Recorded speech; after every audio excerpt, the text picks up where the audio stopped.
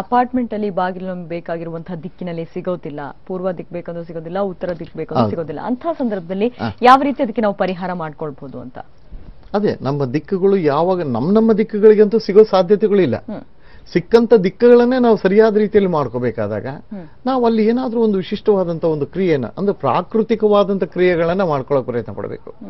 ಪ್ರಕೃತಿಯಲ್ಲಿ ಸಿಗುವಂತ ಶಕ್ತಿಯನ್ನು ಉಪಯೋಗಿಸ್ಕೋಬೇಕು ನಾವು.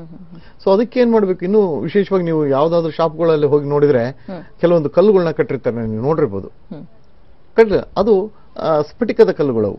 ಆ ತರ ಸ್ಫಟಿಕದ ಕಲ್ಲುಗಳು ಏನಾಗ್ತವೆ, ಆ ಒಂದು ಮೆಟ್ಲುಗಳ ಪಕ್ಕದಲ್ಲಿ ಅವನ್ನು ಇಡೋದ್ರಿಂದ ಏನಾಗುತ್ತೆ, ಅಲ್ಲಿಂದ ಹೋಗಿ ಬರುವಂತಹ ಒಂದು ನೆಗೆಟಿವ್ ಎನರ್ಜಿಯನ್ನ ಅದು ಅಬ್ಸರ್ವ್ ಮಾಡ್ಕೊಳ್ತಾ ಹೋಗುತ್ತೆ. ಇಂಥ ವಿಶೇಷತೆಗಳು ಬಹಳ ಇರ್ತವೆ. ಇನ್ನು ಬಹಳ ಮುಂದುವರೆದು ಹೇಳಬೇಕು ಅಂತಂದ್ರೆ ಅಪಾರ್ಟ್ಮೆಂಟ್ ಕಟ್ಟಬೇಕಾದ್ರೆ ಯಾವ ಕ್ರಿಯೆ ಬೇಕು ಅನ್ನೋದು ಬಹಳ ಮುಖ್ಯ ನಮಗೆ. ಅದ್ರ ಬಗ್ಗೆ ಮಾತಾಡೋಣ ಗುರುಜಿ. ವೀಕ್ಷಕರೇ, ಈಗ ಚಿಕ್ಕದೊಂದು ಬ್ರೇಕ್ನ ನಂತರ ಶ್ರೀವಾಸ್ತು ಶುಭಮಸ್ತು ಕಾರ್ಯಕ್ರಮ ಮತ್ತೆ ಮುಂದುವರಿಯುತ್ತೆ.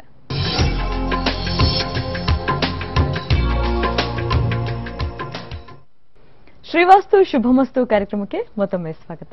ಗುರುಜಿ, ಇನ್ನು ಈ ಅಪಾರ್ಟ್ಮೆಂಟ್ ಕನ್ಸ್ಟ್ರಕ್ಟ್ ಮಾಡುವಾಗಲೇ ಯಾವ ರೀತಿ ಮಾಡಬೇಕು ಅಂತ ತಿಳಿಸ್ಕೊಡಿ ಗುರುಜಿ, ವಾಸ್ತು ಪ್ರಕಾರವಾಗಿ. ಈಗ ಯಾವುದೋ ಒಂದು ಅಪಾರ್ಟ್ಮೆಂಟ್ ನ ಕನ್ಸ್ಟ್ರಕ್ಷನ್ ಮಾಡಬೇಕಾದ್ರೆ ಮೊಟ್ಟ ಮೊದಲಿಗೆ ಜಾಗ ಪರಿಶೀಲನೆ ಅಂತ ಹೇಳುತ್ತೆ. ಇಲ್ಲಿ ಜಾಗ ಪರಿಶೀಲನೆ ಅಂದ್ರೆ ಏನು, ಆ ಜಾಗದಲ್ಲಿ ಎಲ್ಲಾದ್ರೂ ಜಿಯೋಪಥಿಕ್ ಸ್ಟ್ರೆಸ್ ಇದೆನೋ ಇಲ್ವಂತ ನೋಡಬೇಕು.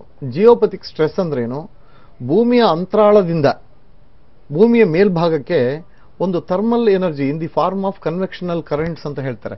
ಕೆಳಗಡೆ ನೀರು ಹರಿತಾ ಇರುತ್ತೆ, ಆ ನೀರು ಒಂದಕ್ಕೊಂದು ಕೂಡುವಂತ ಜಾಗದಿಂದ ವಿಶೇಷವಾದಂತ ಒಂದು ಒತ್ತಡ ಬರುತ್ತೆ ಭೂಮಿ ಮೇಲೆ. ಅಂತ ಭೂಮಿಯ ಮೇಲೆ ಮನೆಗಳನ್ನು ಕಟ್ಟಿದಾಗ ಅದು ಅತ್ಯಂತ ವಾಸ್ತು ದೋಷವಾಗಂತ ವಿಚಾರ. ಅದನ್ನ ನಾವು ಫೈಂಡ್ ಔಟ್ ಮಾಡಿ ಅದನ್ನ ನ್ಯೂಟ್ರಲೈಸ್ ಮಾಡಬೇಕು, ಯೂನಿವರ್ಸಲ್ ಸ್ಕ್ಯಾನರ್ ಒಂದು. ಅದಾದ ನಂತರ ಏನ್ ಮಾಡಬೇಕು, ಬಹಳ ಮುಖ್ಯವಾಗಿ ನೀವು ಮನೆಯನ್ನು ಹೇಗೆ ಕಟ್ತಿರೋ ಅನ್ನೋದು ಮುಖ್ಯ ಅಲ್ಲ. ಅಲ್ಲಿ ಕೆಳಗಡೆ ಗ್ರೌಂಡ್ ಎನರ್ಜಿನ ಜನರೇಟ್ ಮಾಡ್ತಾ ಹೋಗ್ಬೇಕು. ಎಲ್ಲಿ ಜನರೇಟ್ ಮಾಡಬೇಕು, ಬ್ರಹ್ಮಸ್ಥಾನವನ್ನ. ಬ್ರಹ್ಮಸ್ಥಾನವನ್ನ ಪರಿಶುದ್ಧವಾಗಿ ಮಾಡಿ, ಬ್ರಹ್ಮಸ್ಥಾನದಲ್ಲಿ ಅಂದ್ರೆ ಬ್ರಹ್ಮಸ್ಥಾನ ಅಂದ್ರೇನು, ಟೋಟಲ್ ಎನರ್ಜಿ ಈಸ್ ಅಕ್ಯುಪ್ಡ್ ವಿತ್ ಅಂತ. ಅಲ್ಲಿ ಎಲ್ಲ ಕಂಪ್ಲೀಟ್ ಆಗಿ ಎನರ್ಜಿ ಅಲ್ಲೇ ಇರೋದು ಬ್ರಹ್ಮಸ್ಥಾನದಲ್ಲಿ. ಆ ಬ್ರಹ್ಮಸ್ಥಾನವನ್ನೇ ನಾವು ಪಾಸಿಟಿವ್ ಎನರ್ಜಿ ಜನರೇಟ್ ಮಾಡುವಂತ ಒಂದು ಕ್ರಿಯೆನ ಅಲ್ಲಿ ಅಳವಡಿಸ್ಬಿಟ್ರೆ ಆಟೋಮೆಟಿಕಲಿ ಮೇಲ್ಗಡೆ ಕಟ್ಟುವಂತ ಯಾವುದೇ ಒಂದು ಪ್ರಾಬ್ಲಮ್ ಇದ್ರೂ ಕೂಡ ಸಾಲ್ವ್ ಆಗಿ ಹೋಗುತ್ತೆ, ಒಂದು ವಿಚಾರ.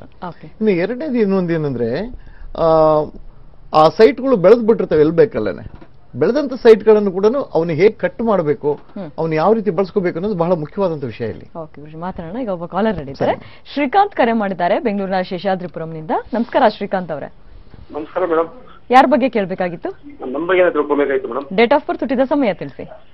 ನಮ್ದು 13/5/1973 ಮೇಡಮ್. 13/5/1973. ಹೌದು, ಬೆಳಗ್ಗೆ 10:30ಕ್ಕೆ. ಓಕೆ, ಮಾತಾಡಿ ಗುರುಜಿ ಹತ್ರ, ನಿಮ್ಮ ಪ್ರಶ್ನೆ ಕೇಳಿ. ಸರ್ ನಮಸ್ತೆ. ಗುರುಜಿ. ನಮಸ್ತೆ ನಮಸ್ತೆ ನಮಸ್ತೆ. ನಾವೀಗ ಇಲ್ಲಿ ಬೆಸ್ಕಾಂ ಅಲ್ಲಿ